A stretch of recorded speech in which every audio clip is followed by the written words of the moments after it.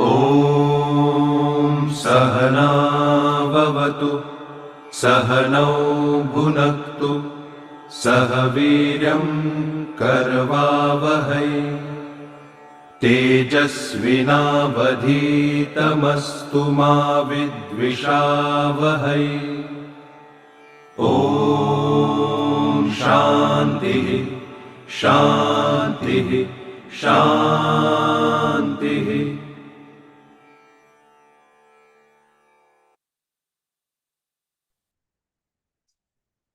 नमस्ते दोस्तों, project self, United consciousness, IMA और टीसीएफ की तरफ से आप सभी का हार्दिक स्वागत है।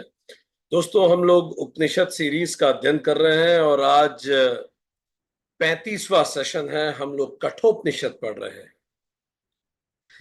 कठोपनिषद में हम द्वितीय अध्याय की प्रथम वल्ली का आज आखिरी सेशन का अध्ययन करेंगे। हमने पिछले सेशन तक जहां से पढ़ा, आज उसके आगे पढ़ेंगे। पिछले सेशन में हमने 9वें मंत्र तक पढ़ा था। 9वें मंत्र में यमराज ने नचिकेता को कहा, जहां से सूर्य उदित होता है और जहां अस्त होकर चला जाता है, जिस पर सभी देवता आश्रित हैं और उसका कोई उल्लंघन नहीं कर सकता, वही ब्रह्म है। आज हम उसके आगे सेशन शुरू करेंगे। सो दोस्तों, यमराज और नचिकेता में संवाद चल रहा है और यमराज हमारे अस्तित्व की गहराइयों में उतरकर वो आध्यात्मिक ज्ञान नचिकेता के माध्यम से हम सभी को दे रहे हैं जो आत्म उन्नति के लिए अनिवार्य है। चलिए आज से 10वें मंत्र से शुरू करते हैं। 10वें मंत्र को हमने पढ़ा था पिछले सेशन में। वहां 10वां मंत्र भी पिछले सेशन में कवर हो चुका है। जो तत्व इस देह आदि में है वही अन्यत्र भी है और जो अन्यत्र है वही इसी में भी है। जो मनुष्य इस तत्व में नाना तत्व देखता है वह एक मृत्यु से दूसरी मृत्यु को प्राप्त होता है। हमने पिछले सेशन में इस पे चर्चा की थी। फिर यमराज बताते हैं, मन के द्वारा ही इस तत्व को प्राप्त करने योग्य है। इसमें अनेकत्व कुछ भी नहीं है। जो पुरुष इसमें नाना तत्व देखता है वह मृत्यु से मृत्यु की ओर जाता है। द्वैत हमेशा मृत्यु की ओर हमें ले जाता है, क्योंकि हम जगत प्रपंच में बार बार जन्म लेते हैं और मृत्यु को प्राप्त होते हैं। और द्वैत हमारे अंदर भय को भी पैदा करता है और उस भय के कारण भी जीवन में भी कई बार हम मृत्यु स्वरूप पलों से गुजरते हैं। आज इसके आगे हम बात शुरू करेंगे। यमराज ने 11वें मंत्र में बताया कि जो उस आत्मा को जानता है उसे भय नहीं होता, पर जो आत्मा को नहीं जानता वो भयभीत होता है और मृत्यु के से मृत्यु की ओर जाता है। पूरा जीवन भय में बिताता है, इसलिए जीवन भी मृत्यु है। फिर वो मृत्यु की ओर जाता है और फिर से उसका जन्म होता है। तो जन्म से जन्म की जगह यमराज ने कहा मृत्यु से मृत्यु की ओर जाता है। एक मृत्यु हुई और फिर दूसरी मृत्यु हुई और बीच में अपना जीवन भी जीता है भय युक्त होकर। आज से आगे बात शुरू करेंगे। जिस आत्मा को जानने की बात यमराज कर रहे हैं उसी आत्मा पे अब यमराज आगे बात कर रहे हैं। 12वां मंत्र कहता है, जो अंगुष्ठ परिमाण है, ये it should be corrected, it is परिमाण रादर देन परिणाम। सो जो अंगुष्ठ परिमाण पुरुष के शरीर के मध्य स्थित है, जो भूत और भविष्य का नियंता है, उसको जानने के बाद साधक किसी से भय नहीं करता। निश्चय ही वह ब्रह्म तत्व है। अब इसको समझते हैं। जो अंगुष्ठ परिमाण, जिसका जो लगभग अंगुष्ठ के समान होता है, वो जो शरीर के मध्य स्थित है, जो भूत और भविष्य का नियंता है, उसको जानने के बाद साधक किसी से भय नहीं करता। इसको समझ लेने जैसा है। और वही तत्व ब्रह्म तत्व है। चलिए let's try to understand Yamraj क्या कह रहे हैं। यमराज ने कहा कि जो अंगुष्ठ परिमाण, अंगुष्ठ मतलब अंगूठे जितना परिमाण, जिसका परिमाण कहें, जिसका ओवरऑल मेजरमेंट कहें, वो अंगुष्ठ के बराबर है। तो कह रहे हैं वो जो आत्मा है जो अंगुष्ठ के बराबर है, व्यक्ति के शरीर के मध्य में स्थित है। अब इसका क्या तात्पर्य है? क्या आत्मा अंगूठे जैसी दिखती है, या आत्मा अंगूठे जैसा मेजरमेंट है आत्मा का, ऐसा सर्कुलर काइंड ऑफ? आत्मा का चित्र नहीं बनाया जा सकता। केवल योगियों द्वारा अगर ध्यान करने में थोड़ी मदद मिले, ये सोचकर इस तरह की बात की जा रही है कि जब हम ध्यान करें तो किस प्रकार का ध्यान करें। तो कई बार ध्यान के लिए हृदय के मध्य में आत्मा को अंगूठे जैसी आकृति का बनाया जाता है। ठीक, एक्चुअली इसका मतलब यह नहीं है कि आत्मा का साइज अंगूठे जैसा है। आत्मा तो सर्वव्याप्त है, निर्गुण है, उसका साइज और शेप कैसे हो सकता है? ठीक, ये केवल एक कहने का तरीका है। आत्मा के बारे में तो आदि शंकराचार्य कहते हैं पूर्णम अनेन सर्वमिति, जिससे संपूर्ण ब्रह्मांड व्याप्त है, वो आत्मा है। पूर्णम अनेन सर्वमिति। तो अंगूठा क्यों कहा गया? वो एक सिमिली है। और क्यों सिमिली दी गई? ताकि ध्यान में प्रतीक रूप में हमें ध्यान के लिए कुछ चाहिए होता है।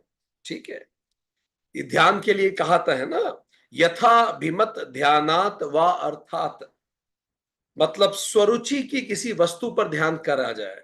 तो ध्यान के पॉइंट ऑफ व्यू से यह कहा गया कि आत्मा अंगुष्ठ जैसी है। इसका कतई मतलब नहीं कि आत्मा का साइज अंगूठे जैसा होता है, या आप अंगूठे जैसे आत्मा को ड्रॉ कर दें। It does not mean that. ठीक, आगे बढ़े। यमराज इसी मंत्र में आगे कहते हैं, जो भूत और भविष्य का नियंता है।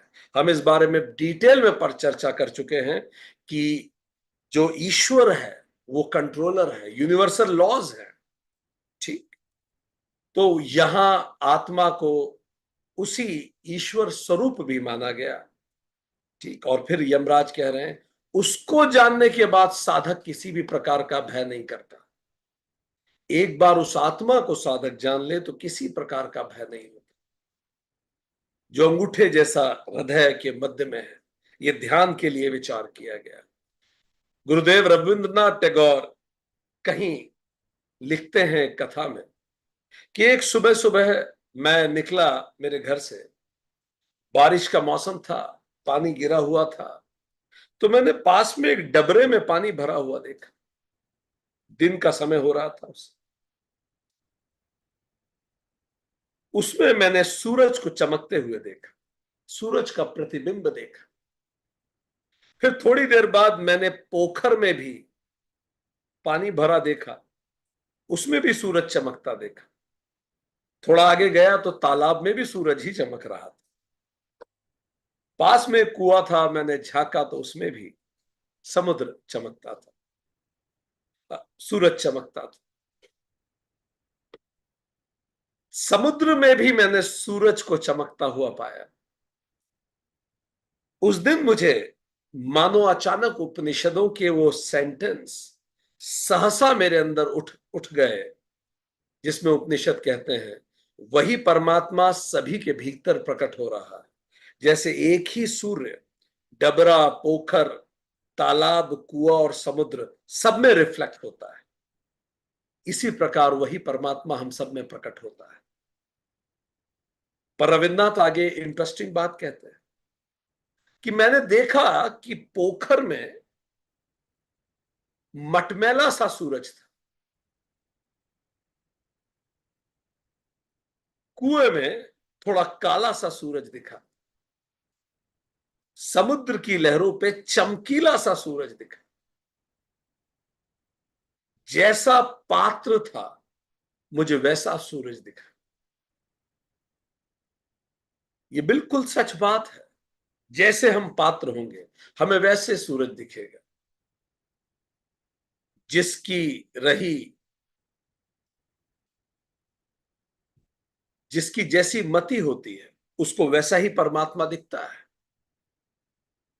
जिसकी रही भावना जैसी, प्रभु मूरत तिखित तैसी। मन अगर शुद्ध है, चित्त शुद्ध है, साफ है पानी, तो साफ सूरज दिखेगा। पानी मटमैला है, मटमैला सूरज दिखेगा।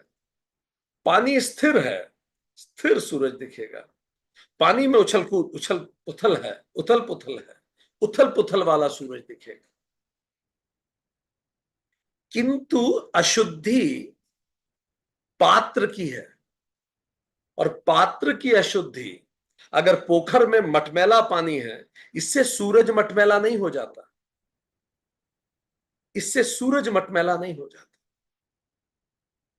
उपनिषद कहते हैं ब्रह्म शुद्ध चैतन्य है। सब नदी का पानी साफ है, इससे सूरज साफ नहीं हो जाता। इसका मतलब पात्र की अशुद्धि सूरज को अशुद्ध नहीं कर सकती। चोर अगर कोई गलत कृत्य करता है तो उससे उसकी आत्मा दूषित नहीं हो सकती। तो रविन्द्रनाथ टैगोर की उस पोखर, तालाब और कुएं की घटना से 3 चीजें सीखने को मिलती।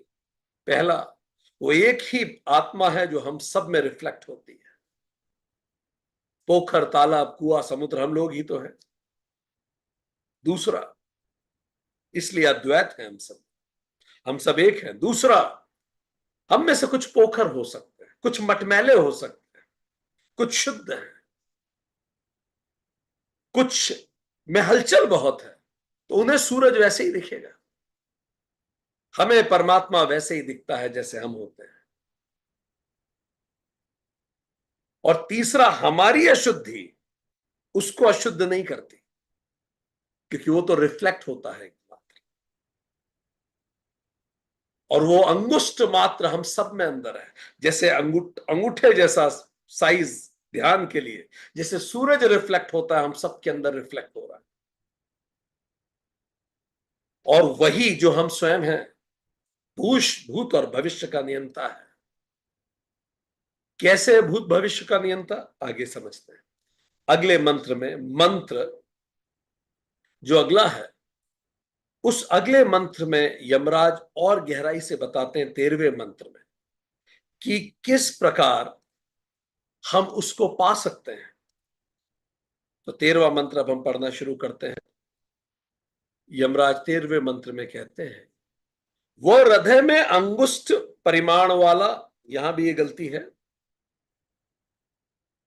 धुएं से रहित भूत भविष्य का स्वामी है। फिर से उन्होंने कहा, यह आत्मा आज भी सभी प्राणियों में विद्यमान है और निश्चित रूप से कल भी सभी में रहेगा। निश्चय ही यही वह ब्रह्म है। वह हृदय में अंगुष्ठ परिमाण वाला, धुएं से रहित भूत भविष्य का स्वामी है। वह आत्मा आज भी समस्त प्राणियों में विद्यमान है और निश्चित रूप से वो कल भी समस्त प्राणियों में विद्यमान रहेगा। चलिए अब इसको और गहराई से समझते हैं। क्या कहना चाह रहे हैं यमराज इसके माध्यम से। यमराज अपनी बात को आगे बढ़ाते हुए उसी बात को एक बार फिर से एम्फसाइज करते हैं। हृदय में अंगुष्ठ परिमाण वाला, धुएं से रहित, अब एक और शब्द वो यूज करते हैं, वो धुएं से रहित है और भूत और भविष्य का स्वामी है। शब्द उपयोग किया उन्होंने, अधूमकः, मतलब धुएं से रहित। अधूमकः, जब आप अग्नि जलाते हैं तो अग्नि में आप देखेंगे कि जितना, अगर आप लकड़ियों को जलाएं तो सूखी लकड़ी जब आप जलाते हैं और गीली लकड़ी जब आप जलाते हैं, बताइए ज्यादा धुआं किस में होता है? सूखी लकड़ी में ज्यादा धुआं होता है या गीली लकड़ी में? क्या कहता है आपका धुआं?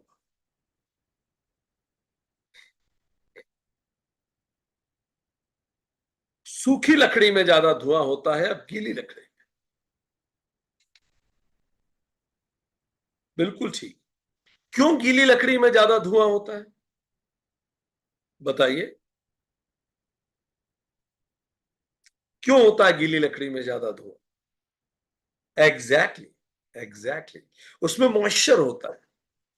बिल्कुल जैसे नारियल होता है, सूखे नारियल को ऐसे फोड़ के आप उसका खोल सीधे निकाल सकते हैं अंदर का, पर गीले नारियल का आप एकदम से सीधे उस गोला को नहीं निकाल सकते। गोले को, उसमें बहुत मॉइस्चर है, चिपका हुआ है वो बहुत।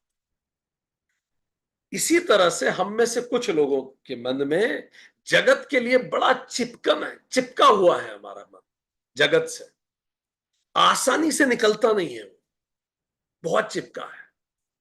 कुछ लोग अपने ज्ञान से और मैच्योरिटी से सूखे नारियल हो चुके हैं।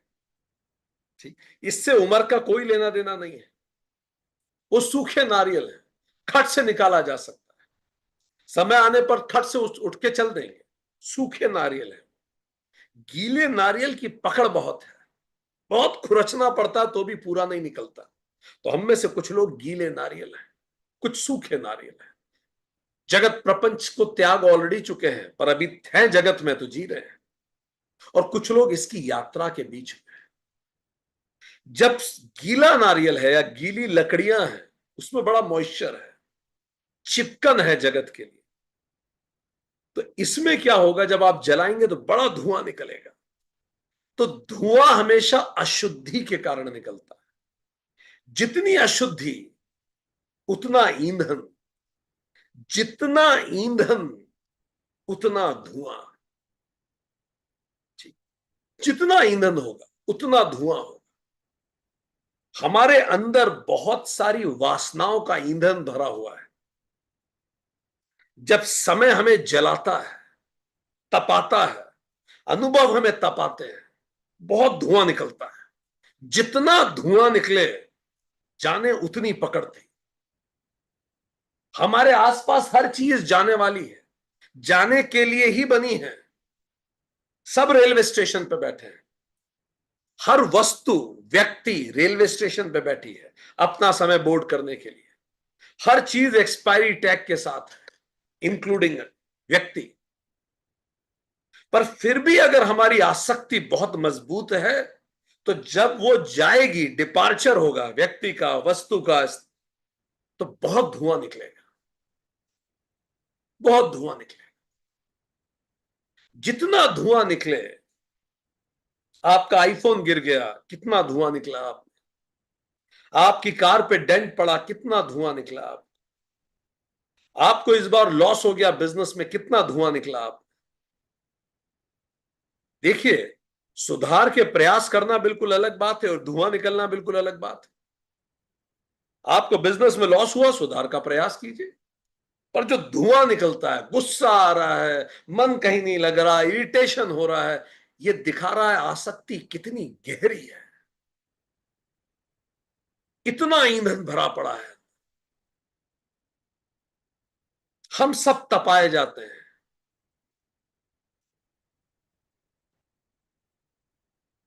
हम सब तपते हैं। हमने एक कथा सुनी कि एक जंगल था जिसमें बहुत सारे बांस थे, बड़े प्रसिद्ध जंगल था, वहां बांस थे। एक बार एक गाड़ी आई, कुछ बांस को काटने लगी, बांस चीखे चिल्लाए, पर कौन सुनने वाला था।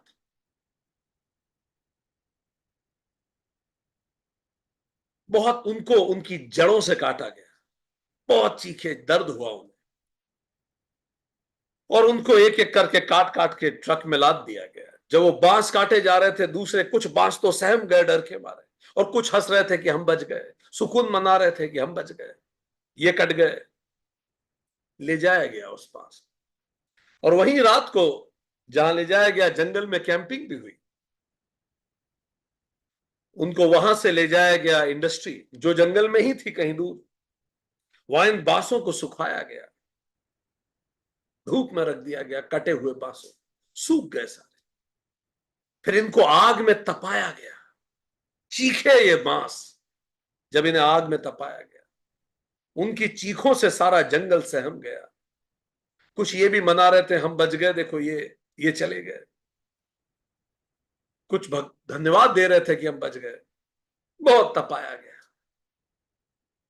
पर कटे तो बाकी बांस भी, हालांकि उन्हें उतना नहीं तपाया गया।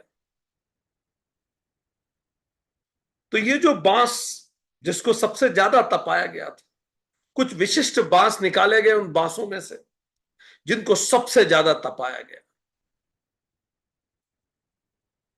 और जिन बांसों को सबसे ज्यादा तपाया गया, उनकी आवाज से पूरा जंगल गूंज उठा।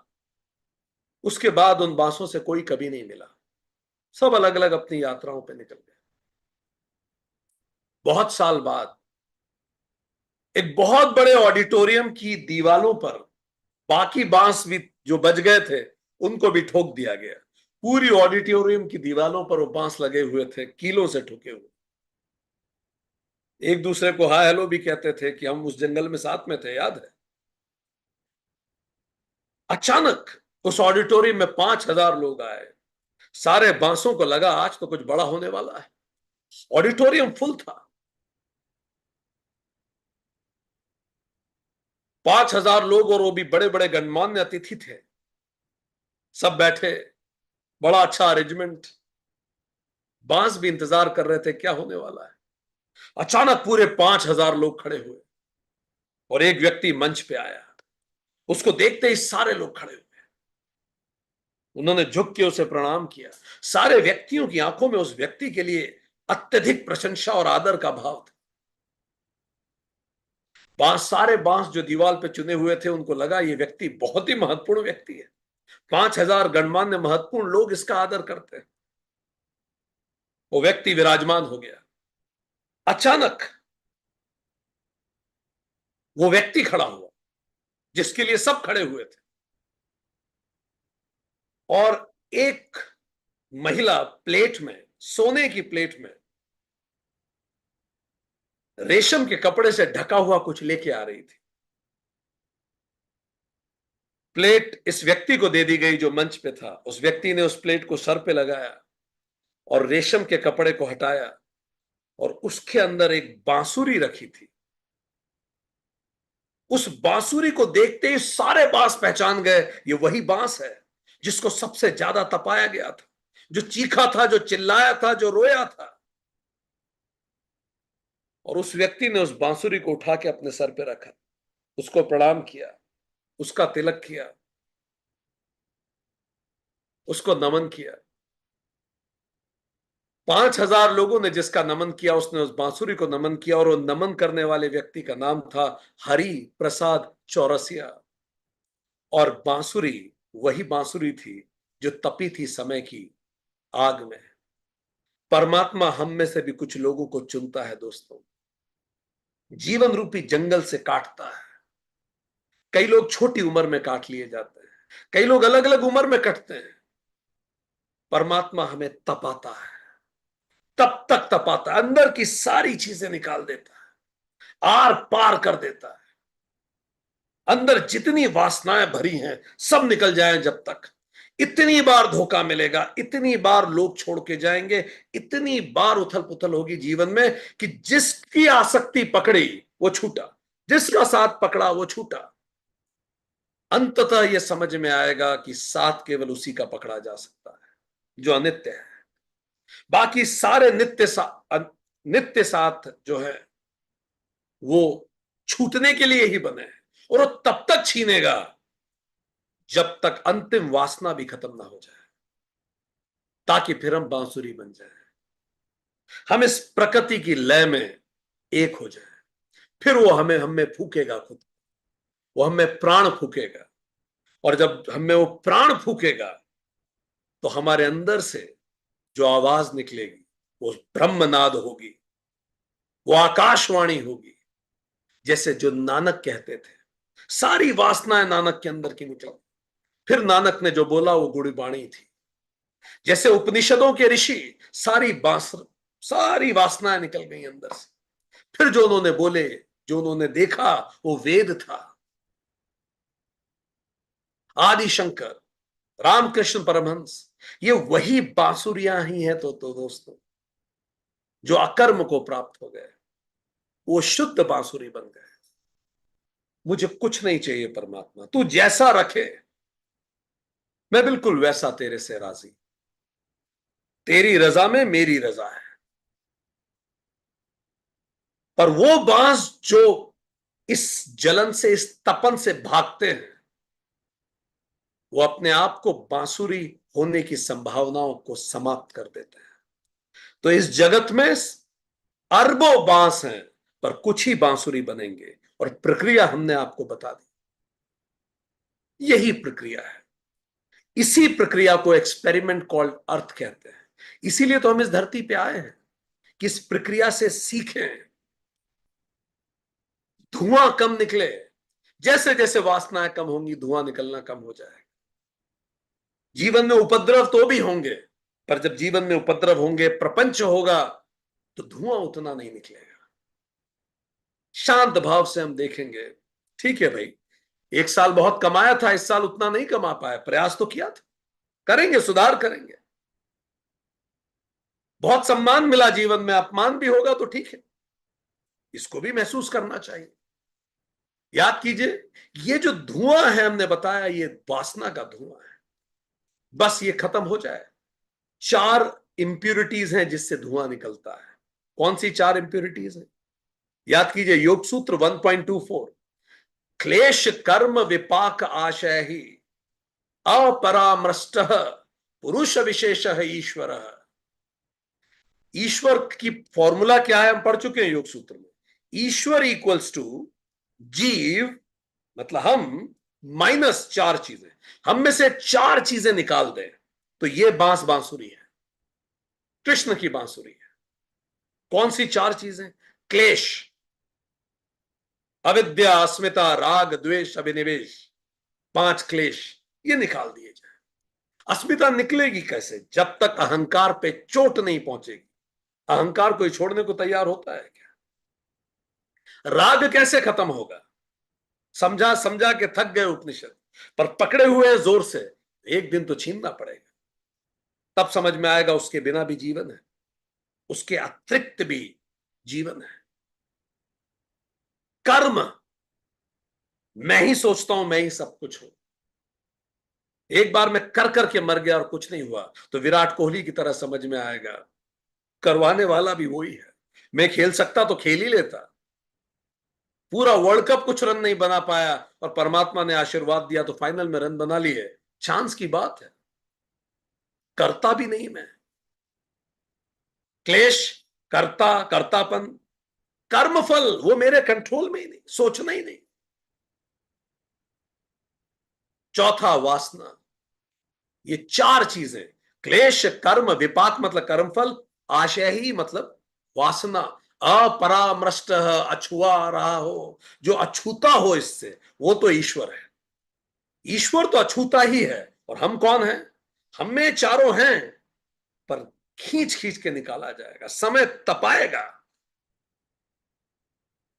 और जब ये चांडाल चौकड़ी जो है, क्लेश, कर्तापन, कर्मफल और वासना, ये है असली चांडाल चौकड़ी।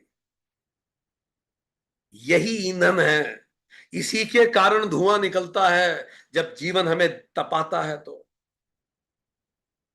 यमराज कह रहे हैं, धुएं से रहित कैसी अग्नि? अधूमकः, फिर क्या होगा? जब ये खत्म हो जाएगा चारों, फिर क्या होगा?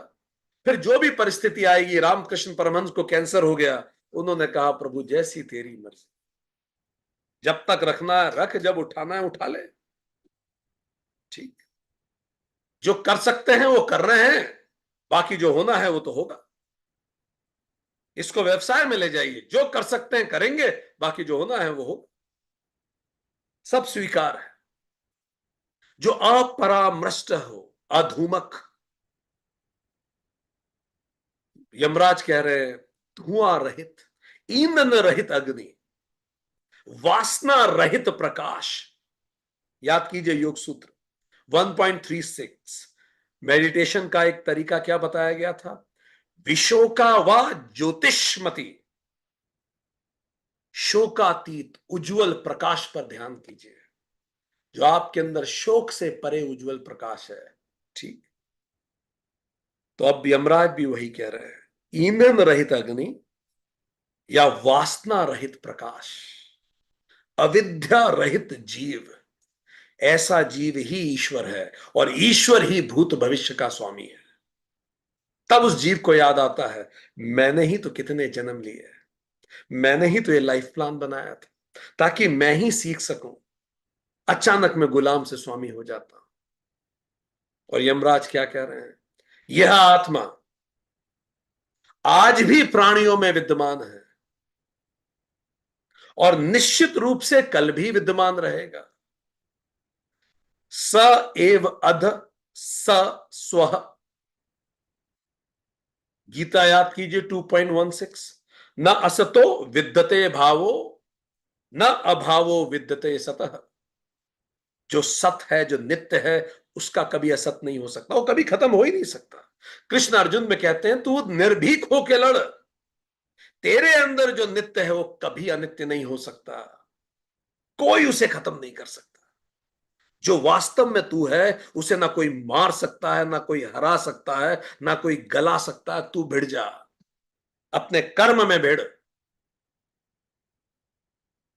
तेरे अंदर जो नित्य है वो कभी अनित्य नहीं होगा। और फिर कह रहे हैं, अगली लाइन में कृष्ण वार्न भी कर रहे हैं, न अभावो विद्यते सतः। और तेरे अंदर जो अनित्य है उसको कोई बचा नहीं सकता। तू कुछ कर ले, माइकल जैक्सन जैसे डॉक्टर्स की एक टीम इकट्ठी कर ले अपने आसपास, यूं चल देगा। जो अनित्य है उसको बचाया नहीं जा सकता और जो नित्य है उसको समाप्त नहीं किया जा सकता। जो नित्य है तेरे अंदर वो हमेशा रहेगा। सत कभी असत नहीं हो सकता और असत कभी सत नहीं हो सकता। इसलिए यमराज कह रहे हैं, हम थे, हम हैं, हम रहेंगे। याद कीजिए भगवत गीता 4.5, हे अर्जुन तेरे मेरे बहुत से जन्म हो चुके हैं, तू भूल गया, मुझे याद है। तो कैसी अग्नि हो, अब जब भी परिस्थिति आए हमारे ऊपर तो ये शब्द याद रखिए, यमराज ने क्या कहा, अधूमकः। देखो धुआं कितना निकल रहा है, उसको नोटिस कीजिए। आप ऑफिस गए, किसी ने बैक बाइटिंग की, देखो धुआं कितना निकल रहा है। जीवन में कुछ अच्छा नहीं हुआ, आप पार्टी में गए, 4 लोग आपको देख रहे हैं, देखो आप में धुआं कितना निकल रहा है, बुरा कितना लग रहा है। किसी ने कुछ कहा, आपको धुआं कितना निकल रहा है। कोई लॉस हो गया, धुआं कितना निकल रहा है। जिस दिन धुआं समाप्त हो जाएगा, मतलब इंप्यूरिटी खत्म, अधूमकः। तो यमराज क्या कह रहे हैं, हृदय, वह हृदय अंगुष्ठ परिमाण वाला धुएं रहित भूत और भविष्य का स्वामी है। अधूमकः हो जाना है। तो बहुत सुंदर से यमराज ने अपनी बात को आगे समझाया कि उनके कहने का क्या तात्पर्य है। चलिए अब इसके आगे जानने की प्रयास करते हैं, यमराज क्या कह रहे हैं अगले मंत्र में। अगले मंत्र में यमराज इसी बात को आगे लेके जा रहे हैं। ठीक है, वो जो अधूमक है, जब वासना समाप्त हो जाती, वही ब्रह्म है, याद रखो। ठीक। फिर यमराज कह रहे हैं, जिस प्रकार पर्वतों के दुर्गम शिखरों पर, 14वां मंत्र, जिस प्रकार पर्वतों के दुर्गम शिखरों पर बरसा हुआ जल नीचे बह जाता है, उसी प्रकार वस्तुओं को पृथक पृथक देखने वाला जीव सदा उन्हीं को प्राप्त होता है। यमराज पहले कह चुके हैं, सब चीजें एक ही है, अलग कुछ नहीं है। पर अगर आप लगातार अलग अलग चीजों को देख रहे हैं, द्वैत को देखते हैं, तो आप उसी को प्राप्त हो जाएंगे। क्या मतलब है इसका। यमराज आगे और गहरे उतरते हैं मनुष्य के मनोविज्ञान में। अब जो यमराज बात कह रहे हैं बड़ी मनोवैज्ञानिक बात है। भारतीय दर्शन, मनोविज्ञान और फिलॉसफी, दोनों का मिश्रण है, दोनों का मिश्रण है। पिछली बार जो हमने पोखर की बात की थी, मटमैलापन की बात की थी, अभी वही बात हो रही है ईंधन की। जितनी भी हमने हमारे अंदर कमियां हैं वही ईंधन है। अब आगे अगली बात चल रही है। अब यमराज उस ईंधन से आगे बढ़ के बात कर रहे हैं। पहले इंप्यूरिटीज की बात हुई, फिर ईंधन की बात हुई, अब यमराज बता रहे हैं जिस प्रकार पर्वतों के दुर्गम शिखरों पर वर्षा जल नीचे बह जाता है, ये जल आता कहां से, बादल कहां से आते हैं? चलिए बताइए, लिखिए बादल कहां से आते हैं, कैसे बनते हैं बादल? व्हाट इज वाटर साइकिल, याद कीजिए, फिजिक्स याद कीजिए।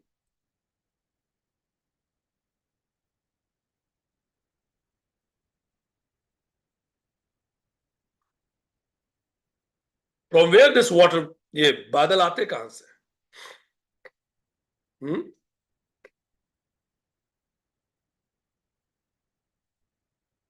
एग्जैक्टली टॉम, समुद्र से।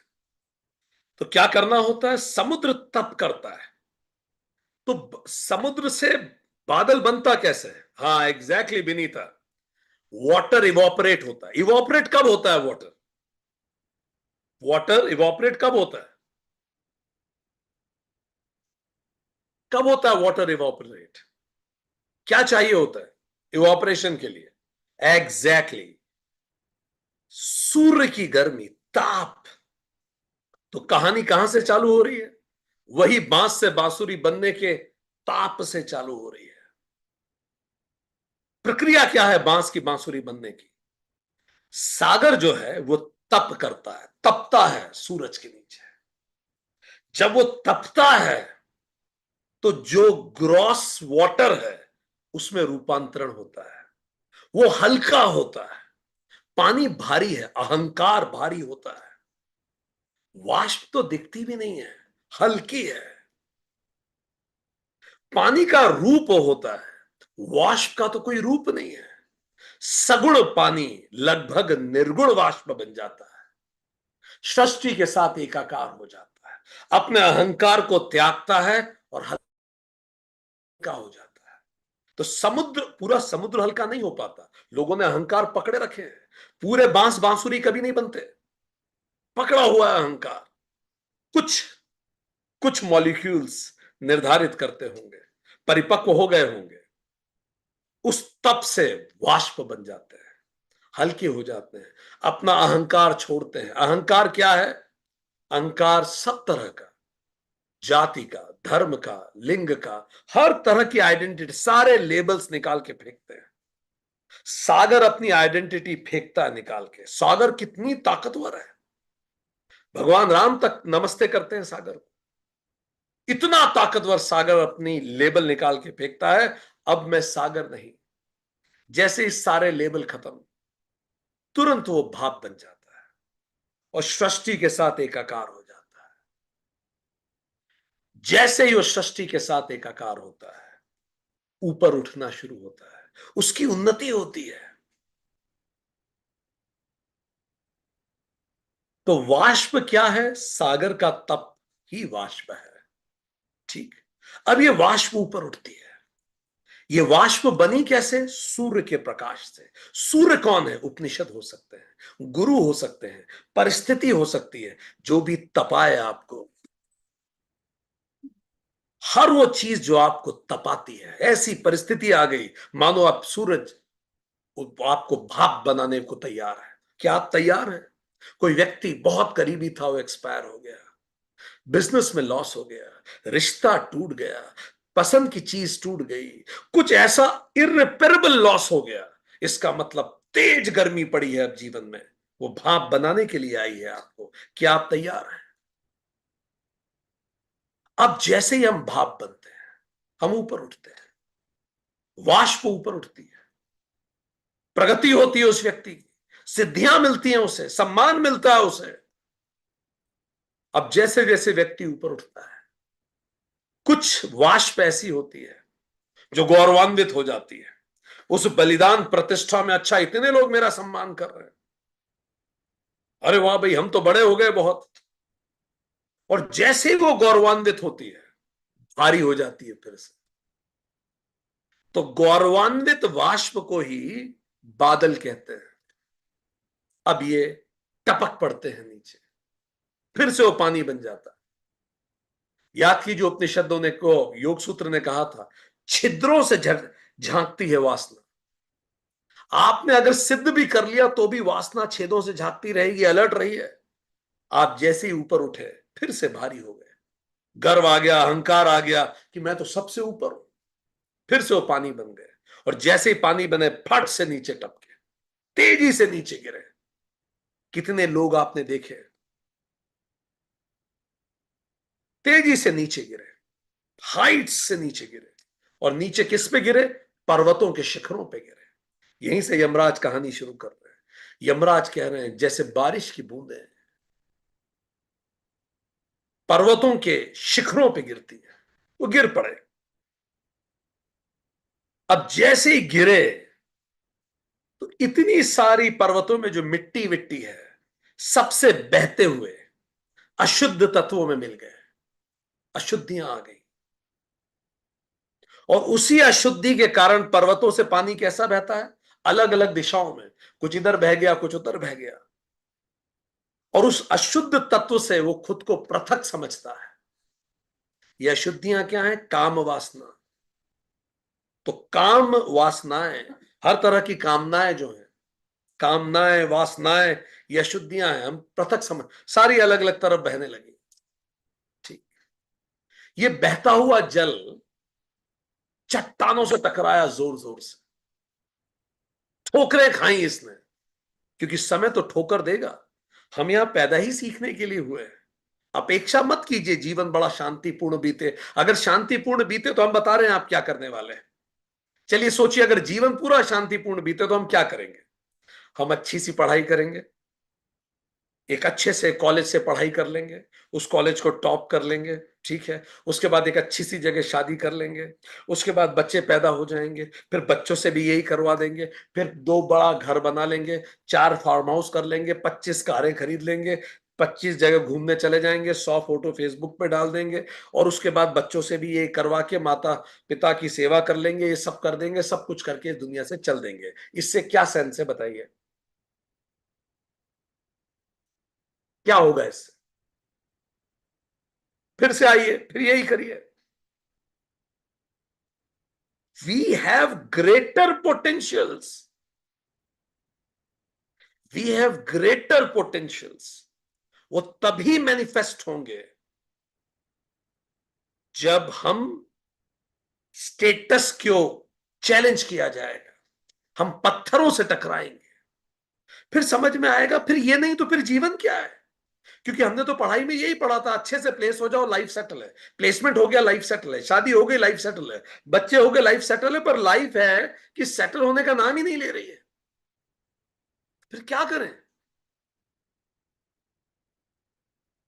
तो ये चट्टानों से ठोकरें खाएगा ये जल, टेढ़े मेढ़े घुमाव भरे रास्ते से जाएगा ये जल, हमारा जीवन रूपी जल।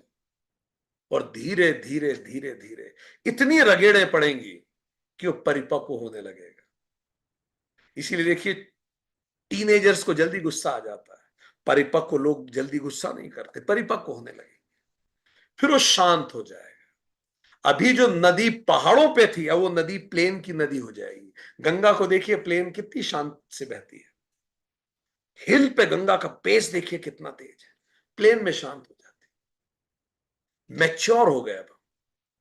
और फिर अब जब समझ में आ गया, इतने थपेड़े खाकर अब समझ में आ गया नदी को कि नदी निकली तो सागर से ही है, तो वो स्वयं को फिर से सागर में अपने अस्तित्व को खोने को तैयार हो जाती है।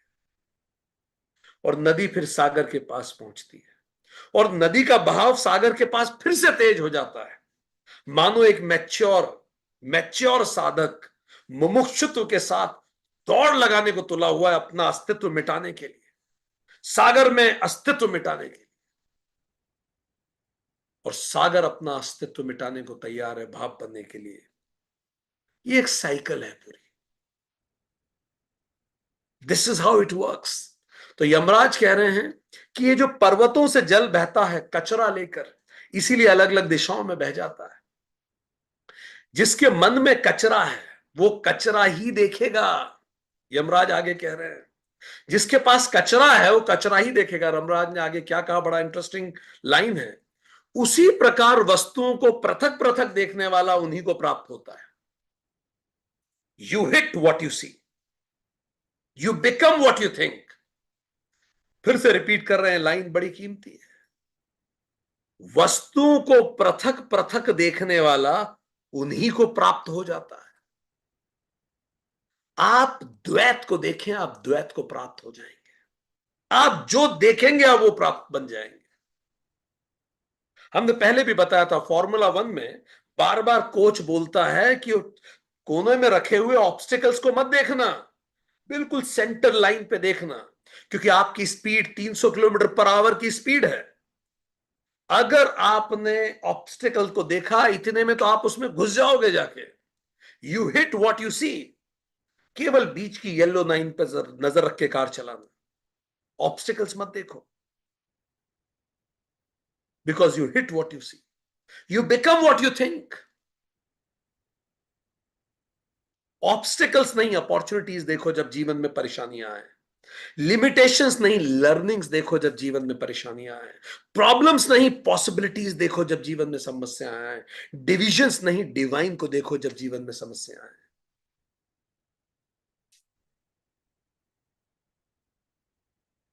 ये लर्निंग के लिए हम आए हैं। परमात्मा को कौन सा गीत है बड़ा सुंदर है, परमात्मा को ये मत बोलो कि मेरी मुश्किलें बड़ी हैं, मुश्किलों से जाके कह दो मेरा खुदा बड़ा है। सो सी पॉसिबिलिटीज, पर जिसके अंदर मटमैलापन है, पोखर का कचरा है, उसे आप कुछ भी पढ़ा दीजिए, वो तो देखता ही ऐसे है, वो क्या करेगा, वो उसी को प्राप्त होगा, वो कचरे को ही प्राप्त हो जाएगा। उपनिषदों ने कहा आत्मा भी है परमात्मा भी है, हम सब ब्रह्म हैं। तो जिसके दिमाग में कचरा था उसने क्या समझा, तो ठीक है फिर तो पापी भी ब्रह्म ब्रह्म है, पुण्यात्मा भी ब्रह्म है, तो जो चाहो करो। समझ ही जाइए, ऐसे समझ लीजिए। उपनिषदों ने कहा अहम ब्रह्मास्मि, इसका मतलब था अहंकार समाप्त करके ब्रह्म में एक हो जाओ, या ब्रह्म में ही हो आप। जो अज्ञानी था उसने बोला कि भाई मैं ही ब्रह्म हूं, अहंकार का प्रेरक बन गया। उपनिषदों ने कहा द्वैत सब एक है। तो जिसमें मटमैलापन था, पानी जिसका मटमैला था, पोखर का पानी था, उसने बोला जो सब एक ही है, तो सबका पाप मेरा पाप, सबका पुण्य मेरा पुण्य, तो जो चाहो करो, सब तो एक ही है। उपनिषदों ने कहा ईश्वर सबका नियंता है। तो अज्ञानी ने कहा फिर तो ठीक है, जो होना है वो होगा, आलस से करो, आराम करो, ऐश करो, मेहनत क्यों करें। देखिए, गलत समझते जाइए। ठीक, इसी कारण महावीर स्वामी जब आए, उन्होंने देखा ये सब कि ये तो ब्रह्म के नाम पे पूरा ही उल्टा खेल कर दिया इन्होंने। तो महावीर स्वामी ने कहा कि भाई जिम्मेदारी बढ़ाने के लिए हमें, यह हमेशा लगता है जैनिज्म में, कि शायद इसी कारण महावीर स्वामी ने परमात्मा को नकार दिया कि परमात्मा नहीं है, ब्रह्म भरोसे मत बैठो। उन्होंने कहा आत्मा ही सब कुछ है, सबकी अलग अलग आत्मा, मतलब जीवात्मा उनका तात्पर्य था। अतः अपने अपने कर्मों के लिए आप स्वयं उत्तरदायित्व हो, कोई भगवान नहीं है, कोई नहीं बचाने वाला आपको, आप ही अपनी नीति नियंता हो, आपको ही करना है। उन्होंने भगवान का कंसेप्ट हटा दिया। पर अज्ञानी यहां भी नहीं समझा। अज्ञानी ने सोचा अच्छा इसका मतलब मैं ही सब कुछ हूं, तो मैं ही सब सारा अपना नियंता मैं ही हूं, तो उसका इसके कारण भी अहंकार बढ़ गया। अब जिसको अहंकार बढ़ाना हो उसे कुछ भी पढ़ा दीजिए, ठीक, वो वहीं पहुंचेगा जाके। ठीक, उपनिषदों ने पढ़ाया, उसमें आलस्य बढ़ गया। महावीर स्वामी को पढ़ाया तो अज्ञानी में अहंकार बढ़ गया। शायद इस कारण लगता है बुद्ध ने दोनों को ही नकार दिया कि भाई ना आत्मा है ना परमात्मा, बड़ी बड़ी बातें मत करो तुम, केवल वासना है, केवल वासना है, बस इस वासना को बुझा दो, बस यही जीवन का लक्ष्य है। इच्छाओं का बुझ जाना ही निर्वाण है। निर्वाण का शाब्दिक अर्थ है बुझ जाना, फूक मार दो, खत्म।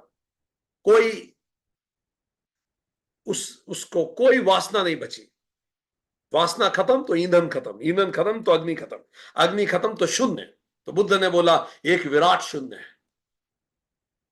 ना आत्मा है ना परमात्मा है। तो अज्ञानी ने कहा अच्छा, ना परमात्मा है ना आत्मा है, इसका मतलब पाने को तो कुछ भी नहीं है। ना भगवान है पाने को, ना आत्मा है पाने को, तो फिर कुछ है ही नहीं। तो ये जगत है, जितना भोग सको भोग लो। आप कुछ पढ़ा दीजिए, कुछ कर दीजिए। जिसकी कोटर में कचरा है वो कचरे ही देखेगा। और ज्ञानी कैसे देखेगा? अहम ब्रह्मास्मि, सब कुछ ही ब्रह्म है। ज्ञानी महावीर स्वामी को कैसे देखेगा? किंतु उस ब्रह्म को पाने के लिए प्रयास करना होगा, अपने आप को शुद्ध करना होगा, जीवात्मा को, खुद को शुद्ध करना होगा। वो बुद्ध को कैसे पड़ेगा? और वासना को शून्य करना होगा। जब वासना शून्य हो जाएगी तो मैं स्वयं शुद्ध हो जाऊंगा। जब मैं शुद्ध हो गया तो मेरे प्रयास शुद्ध हो गए, और प्रयास शुद्ध हो गए तो मैं ब्रह्म हूं। तो तीनों का बात एक ही दिखेगी उसे। उसको बुद्धिज्म, जैनिज्म और सनातन में कोई अंतर दिखेगा ही नहीं।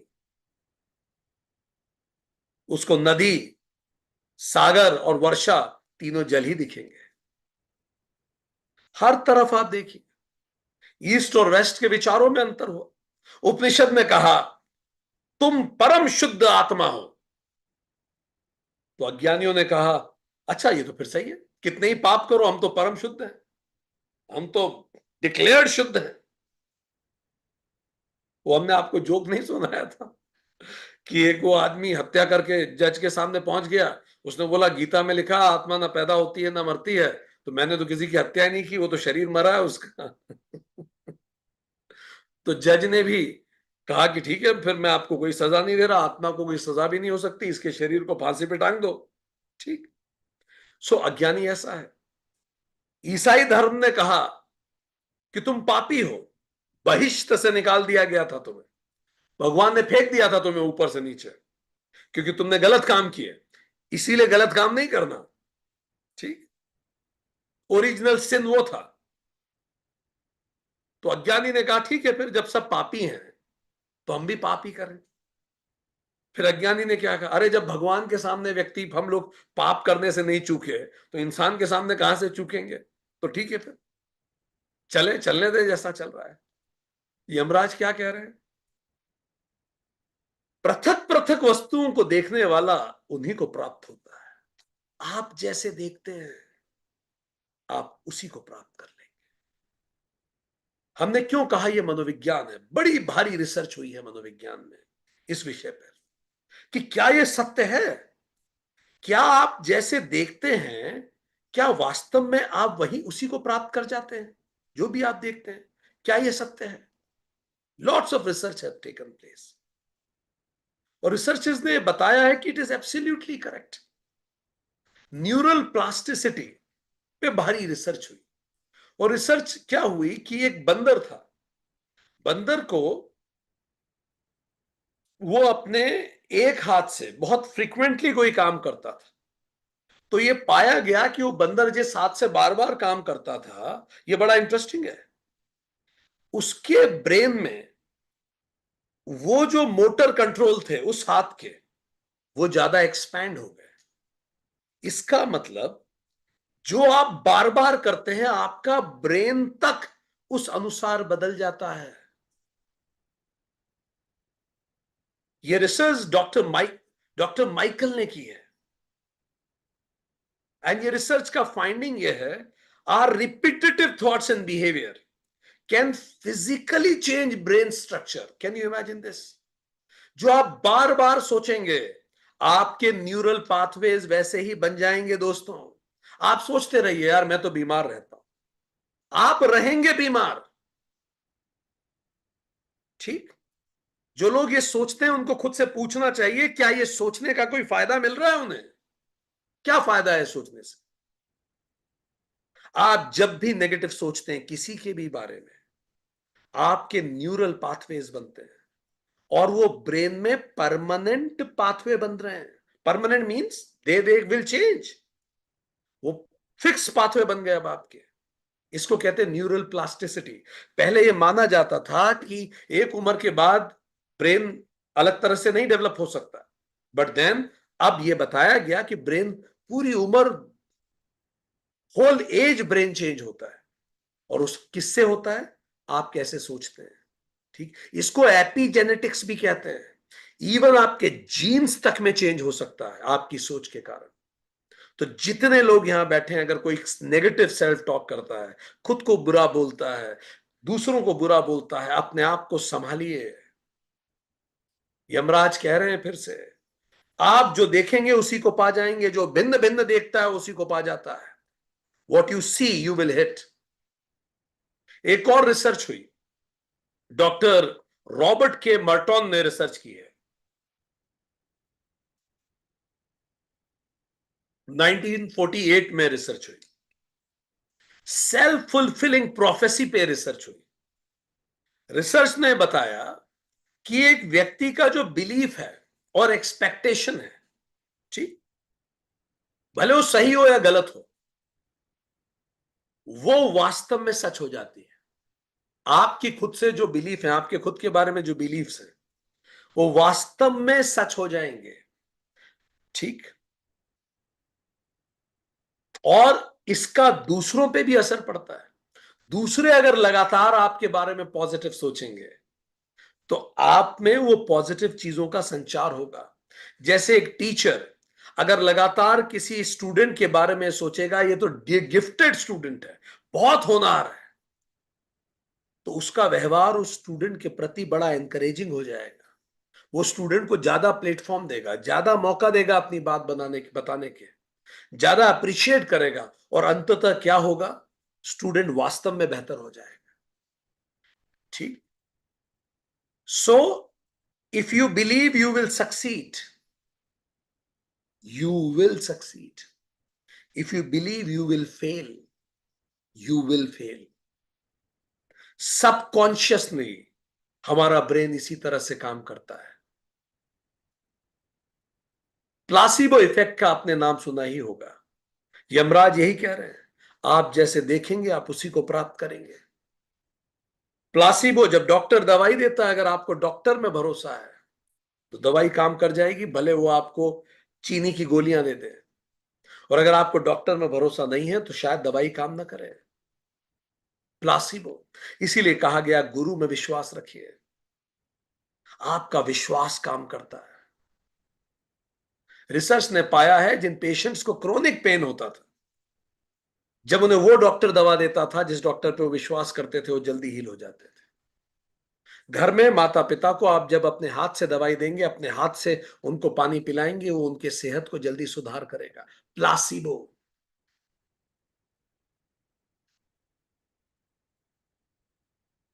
डॉक्टर कार्लोल ड्वेक ने भी एक रिसर्च की। उन्होंने बताया कि कैसे दो तरह के माइंडसेट होते हैं हम लोगों के। एक को उन्होंने कहा फिक्स्ड माइंडसेट है, एक है ग्रोथ माइंडसेट। फिक्स्ड माइंडसेट क्या है कि मेरी योग्यताएं, मेरी क्षमताएं स्टेबल हैं, कि भाई मैं इतना ही कर सकता हूं, नहीं मैं ज्यादा मेहनती नहीं हूं, भाई हमसे इतना ही होता है। इसको कहते हैं फिक्स्ड माइंडसेट, कि भाई मैं तो पढ़ाई में अच्छा नहीं हूं, मैं तो बस इतना ही कर सकता हूं। Fixed mindset. और दूसरा है ग्रोथ माइंडसेट। इसका मतलब बिलीव, कि मेरे बिलीव्स और एबिलिटीज जो हैं वो लगातार डेवलप हो रही हैं, बदल रही हैं और बढ़ाई जा सकती है। रिसर्च ने यह बताया कि जिन लोगों का ग्रोथ माइंडसेट है, वो वास्तव में ज्यादा ग्रो करते हैं उन लोगों की तुलना में जिनका स्टेबल या फिक्स्ड माइंडसेट है। यमराज ने क्या कहा, जो अनेकत्व को देखते हैं उसी को पा जाते हैं, आप जो देखते हैं आप उसी को पा जाएंगे। डॉक्टर रिचर्ड ने एक रिसर्च करी विजुअलाइजेशन पे। उन्होंने देखा कि जब ब्रेन विजुलाइज करता है किसी चीज को, तो ब्रेन के वही रीजन एक्टिवेट होते हैं, जो रीजन एक्टिवेट होते हैं जब आप एक्चुअली उस एक्टिविटी को करते हैं। लाइक फॉर एग्जांपल, अगर आप बैठ के योग कर रहे हैं, अगर आप दौड़ लगा रहे हैं, ठीक है, और आप बहुत स्ट्रांग विजुअलाइजेशन कर रहे हैं जॉगिंग का, तो ईईजी में आप देखेंगे आपके ब्रेन के सेम एरियाज एक्टिवेट होंगे, आप असली में दौड़ें या केवल विजुलाइज करें। Can you imagine this? इसीलिए आपका विजुअलाइजेशन बहुत स्ट्रांग टूल होता है। अपने आप को स्वस्थ विजुलाइज कीजिए, आपके ब्रेन के वो सेल एक्टिवेट होंगे जो आपको स्वस्थ करते हैं। Bye focusing on positive outcomes, and visualization process, you can improve your real world performance. सारे एक्टर्स ऐसा करते हैं, सारे खिलाड़ी ऐसा करते हैं. आप जो सोचेंगे आप वहीं पहुंच जाएंगे. विजुअलाइजेशन. सारे best of the athletes they visualise their match, winning it. Exam से पहले एग्जाम विजुअलाइज कीजिए, इंटरव्यू से पहले एक सक्सेसफुल इंटरव्यू विजुअलाइज कीजिए, सुबह उठ के अपने आप को हेल्दी विजुअलाइज कीजिए, अपने आप को शांत विजुअलाइज कीजिए. Do it. जिस इंटेंसिटी से आप करेंगे ब्रेन उतना एक्टिवेट हो जाएगा. इसीलिए तो ऐसा होता है, आप हॉरर मूवी देखते हैं, ब्रेन में वो चीजें एक्टिवेट हो जाती. एक डॉक्टर सुजैन है, उन्होंने भी इसी प्रकार की रिसर्च करके बताया कि जो लोग ऑप्टिमिस्टिक थे, उन्होंने लॉ स्टूडेंट पर रिसर्च की और उन्होंने पाया कि जो ऑप्टिमिस्टिक हैं उनका इम्यून सिस्टम बेटर हो जाता है. जो जीवन को लेके ऑप्टिमिस्टिक है. कई लोग कहते हैं मेरा तो मन नहीं लगता धरती पे, चलो यहां जीने का कोई मतलब नहीं है. ये क्या है? इट्स ए डेथ अर्ज. ये डेथ अर्ज है. अब शरीर से प्राण जाएंगे कैसे? टुकड़ों में जाएंगे, तो उसके लिए आप बीमार पड़ेंगे बार बार. आध्यात्म का मतलब यह नहीं है कि जीवन के अस्तित्व को नकारा जाए. जीवन को एम्ब्रेस कीजिए, प्रपंच को नकारिए. ये गिफ्ट है गॉड का हमें. ये शरीर, ये जीवन, इसको सत्कार्यों में लगाएं. पर कई लोग लगातार, जो लोग, कई आध्यात्मिक लोग ये सोचते हैं कि चलो जितनी जल्दी हो, अब बस हमारा तो हो गया, अब हमें जाना है, हमें ज्यादा नहीं जीना. कोई उनको आशीर्वाद दे दे कि भाई 100 साल जियो. अरे आप क्यों श्राप दे रहे हैं? अरे 100 साल जिए, लोगों की सेवा कीजिए. नहीं पढ़ा आपने ईशोपनिषद, केनोपनिषद में? 100 साल जीने की कामना कीजिए और लोगों की सेवा कीजिए, और जितना जियो अच्छा जियो. सो डेथ अर्ज मत लाइए अपने अंदर. ये डेथ अर्ज ही आपको बीमार कर रही है, अगर आप बार बार हो जा रहे हैं तो. डॉक्टर शुजैन ने यह बताया कि लॉ स्टूडेंट जो ऑप्टिमिस्टिक थे उनका इम्यून सिस्टम मजबूत हो गया, और जो पेसिमिस्टिक थे उनका कमजोर हो गया. एक साइंस का एक डिसिप्लिन है, it is called psycho neuro immunology. Cross functional है ये, साइको न्यूरो इम्यूनोलॉजी. ठीक. साइकोलॉजी, न्यूरोलॉजी एंड इम्यूनोलॉजी, इन तीनों पर का जुला मिला जुला डिसिप्लिन. इस पे एक रिसर्च की डॉक्टर रॉबर्ट ने, हमें अच्छी लगी, एडर्स रिसर्च थी, डॉक्टर रॉबर्ट एडर्स. उन्होंने कहा stress, depression and negative thinking, ये क्या है? साइकोलॉजी है. ठीक. इसका डायरेक्ट असर आपके न्यूरॉन्स पे पड़ता है. ठीक. मेरे साथ अच्छा नहीं हुआ, जीवन ठीक नहीं चल रहा है, मैं जो चाहता था, मैं जो चाहती थी वो मुझे मिला नहीं, जो मिला है वो मुझे चाहिए नहीं. इस तरह का जो भी सोच सिस्टम है, मुझे योग्यता से कम मिला, मैंने तो ऐसा कुछ नहीं किया टू डिजर्व दिस, ये सब डायरेक्टली आपके न्यूरल पाथवेज बनाते हैं. Psychology, psycho neuro and immune system, और इससे आपका इम्यून सिस्टम वीक होता है, और जबकि पॉजिटिव इमोशंस आपके इम्यून सिस्टम को मजबूत करते हैं. हम पढ़ रहे थे, एक डॉक्टर एल्बर्ट ने रिसर्च में बताया है कि जिन लोगों का सेल्फ बिलीफ स्ट्रांग होता है, जितने बॉक्सर्स होते हैं, उनका individual belief in ability to success बहुत हाई होता है. इसको कहते हैं सेल्फ एफिकेसी. सेल्फ एफिकेसी का क्या मतलब है? Individuals believe in his own her ability to succeed in specific situations. आप कितना सक्सेस, आपका क्या विचार है खुद के बारे में कि आप सक्सेस कितनी पा सकते हैं? जितने बड़े बड़े बॉक्स, विराट कोहली कहता है जब मैं बैटिंग करने उतरता हूं तो मुझे लगता है मुझे इस धरती पे कोई आउट कर ही नहीं सकता, मैं आउट हो ही नहीं सकता. It is called self efficacy.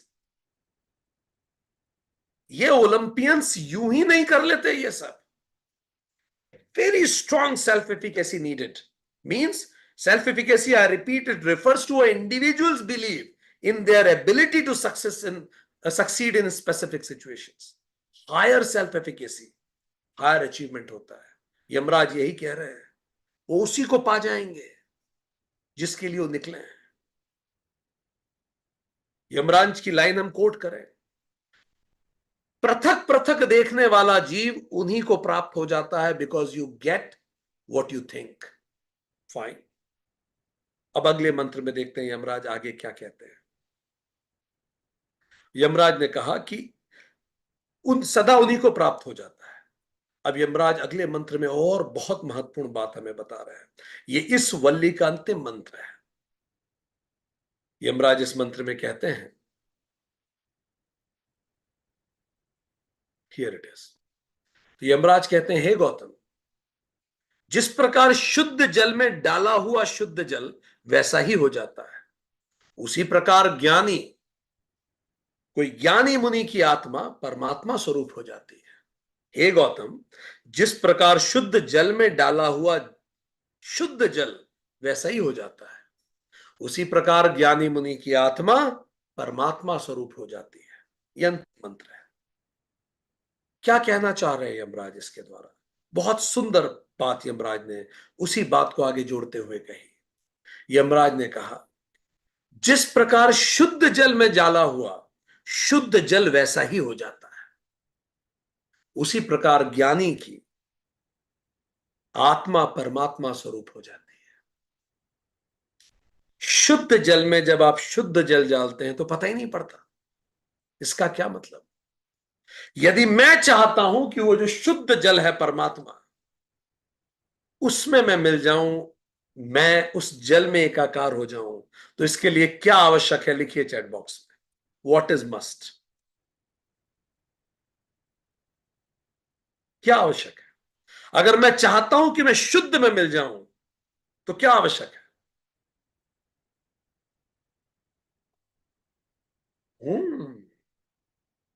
Exactly. शुद्ध में मिलके शुद्ध जैसा वही हो सकता है कि पता ही ना चले कि मिला हो, जो स्वयं शुद्ध हो। तो क्या पर्पस ऑफ लाइफ है? Make yourself pure. हर पल, हर पल प्योर करते जाइए, इतना प्योर कि हम प्योर में मर्ज हो जाएं। यमराज कह रहे हैं, इतना प्योर कीजिए खुद को, जैसे शुद्ध जल में आप अंतरात्मा पे हाथ रख के बोली कि आप इतने पवित्र हैं। नहीं है तो न दे खुद को धोखा। शुद्ध जल में डाला हुआ शुद्ध जल वैसा ही हो जाता है। How to make our self pure, that pure कि हम उस प्योर में मिल जाएं, जीव ईश्वर ऐक्यम हो जाए। एक सिंपल मेथड हम आपको बता रहे हैं शुरुआत करने के लिए। सारे शास्त्र तो इसीलिए लिखे गए हैं, जब भी सिचुएशन आए, नेवर ब्लेम अदर्स, कभी नहीं। हाथ खड़ा करते जाएं, कितने लोग इनमें से किसी भी सेंटेंस को सोचते हैं? कभी भी सोचते हैं, बोलते हैं, करते हैं, दिमाग में आता है। बहुत ऑनेस्टली सोच के बोलते जाइएगा, ठीक है? हाथ खड़ा करते जाइए। यू चीटेड मी, कितने लोगों के दिमाग में आया कभी? यू लाइड टू मी, कितने लोगों के दिमाग में ये बात आई किसी के भी प्रति? तीसरी, you did politics with me, you are partial against me, आप पार्शियलिटी करते हो मेरे against. You insulted me, you never appreciated me, you hurt me, you left me alone, you never loved me, you never heard me, you didn't stand for me, you didn't guide me, you didn't understand me.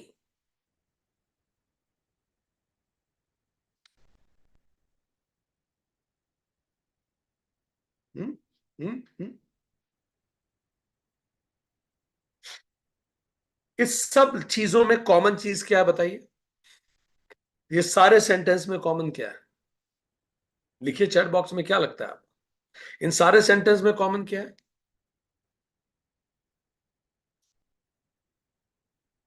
Exactly, exactly, exactly सब आपने सही लिखा। You सुधार किसको करना है? तुमको। बदलना किसको है? तुमको। चेंज किस में आना चाहिए? तुमको। और शुद्ध किसे होना है? मुझको। अजीब है ना? पढ़ाई तुम करो, इंटेलिजेंट मैं बन जाऊं। एक्सरसाइज तुम करो, शरीर मेरा बन जाए। सुबह घूमने तुम जाओ, वजन मेरा कम हो जाए, क्योंकि सब तो तुम्हें करना है। ठीक। I want you to improve. Upanishad में कह चुके हैं यमराज, पांचों सेंस बाहर दिखाते हैं, इसीलिए हम यही सोचते हैं बाहर दूसरे को इंप्रूव करना चाहिए, पर इससे मैं तो शुद्ध नहीं होता। आज ये व्यक्ति इंप्रूव कर भी लेगा तो कई कल कल को कोई और आके अजीब बिहेव करेगा, डिफिकल्ट बिहेव करेगा, डिफरेंट बिहेव करेगा, और मैं फिर वहीं उसी स्टेट ऑफ माइंड में पहुंच जाऊंगा। सो कहां सुधार करना है? I don't expect you to turn. हमें यू टर्न लेना है लाइफ में। I need to take a U turn. Stop telling others to take turn. ठीक। U turn. You take that turn. इंद्रियों को अंदर सिकुड़िए, अपने अंदर देखिए, दूसरों की बुराइयां बंद कीजिए। या बुराइयां से तात्पर्य दूसरे इंप्रूव करें, इसकी चिंता छोड़िए। आप कीजिए, शुद्ध कीजिए अपने आप को लगातार। कैसे? 10 विचार हम आपको दे रहे हैं, खुद से पूछिए 10। पहला, अब जब भी दिमाग दूसरों पर जाए, यू इनमें से कोई प्रश्न उठाइए। पहला, Y can't I say no to others and be assertive. मैं दूसरों को मना क्यों नहीं कर पाता या कर पाती, और थोड़ा मजबूती से अपनी बात क्यों नहीं रख पाती? अगर ये बात आप पे लागू होती है, हम 10 अलग अलग विचार दे रहे हैं, जिस पे जो लागू हो वो काम करें। दूसरा, why that others opinion is that important for me. दूसरों का राय या ओपिनियन मेरे लिए इतनी इंपॉर्टेंट क्यों है? खुद से पूछिए। तीसरा, why do I get hurt so easily. मुझे इतनी इतनी सी बातों का बुरा क्यों लगता रहता है? पूछिए खुद से। उसने ये कह दिया, उसने कर दिया, ठीक है, फिर वही हो गया, वो दूसरा। मुझे इंप्रूवमेंट करना है ना, मुझे शुद्ध होना है, तो तीसरा प्रश्न। चौथा, why am I afraid to be alone. मुझे अकेले होने से इतना डर क्यों लगता है? हमने फिर कहा, हो सकता है सारे प्रश्न आपसे संबंधित ना हो, जो है उस पर विचार कीजिए। पांचवा, why do I depend on others so much for my peace and happiness. मैं अपनी शांति और प्रसन्नता के लिए दूसरों पर इतना निर्भर क्यों हूं?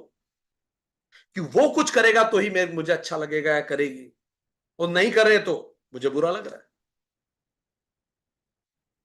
अगला, I think sixth, why should others behave the way I want them to behave. दूसरे वैसा व्यवहार क्यों करें जैसा मैं चाहता हूं कि वो व्यवहार करें? वो वैसे क्यों रहे जैसा मैं चाहता हूं वो रहे? सोचिए, मंथन कीजिए, मेडिटेट कीजिए इस प्रश्न पे। मैं क्यों चाहता हूं ऐसा कि दूसरे मेरे अनुसार रहे? सातवां, Y do I want others appreciation and approval. मुझे दूसरों का अप्रूवल क्यों चाहिए होता है? मुझे दूसरों का अप्रिशिएशन क्यों चाहिए इतना? विचार कीजिए। आठवां, why do I need someone to make me feel loved. Why do I feel कि कोई हो who can make me feel loved. नवा, world is world, people are people, why do I expect them to be just. दुनिया दुनिया जैसी है, लोग लोग जैसे हैं, मैं क्यों चाहता हूं हमेशा कि मेरे प्रति न्यायपूर्ण व्यवहार ही लोग करेंगे? ऐसा मैं क्यों विचार रखता हूं? लोग तो जैसा करेंगे वैसा करेंगे।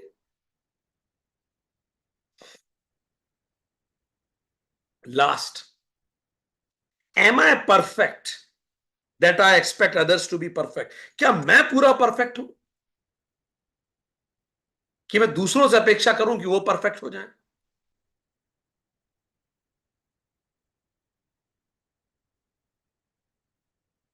इसी बात को भगवान महावीर ने भेद विज्ञान कहा। अभेद नहीं, भेद।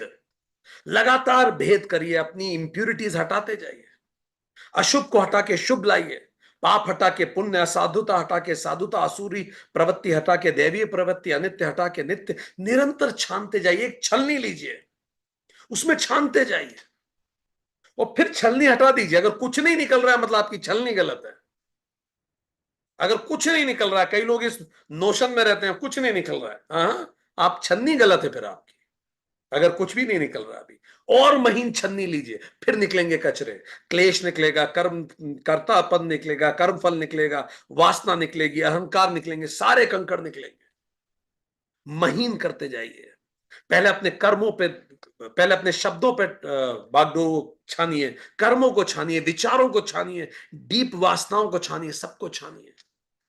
और जब कुछ ना निकले, महीन से महीन छलनी से भी, तो जानिए आप परिशुद्ध हो गए। शुद्ध आत्मा ही परमात्मा है। शुद्ध आत्मा ही परमात्मा है। आहार शुद्ध, विचार शुद्ध, आचार शुद्ध, लगातार सजगता, सततता और सुधार, यह है शुद्धि का फॉर्मूला।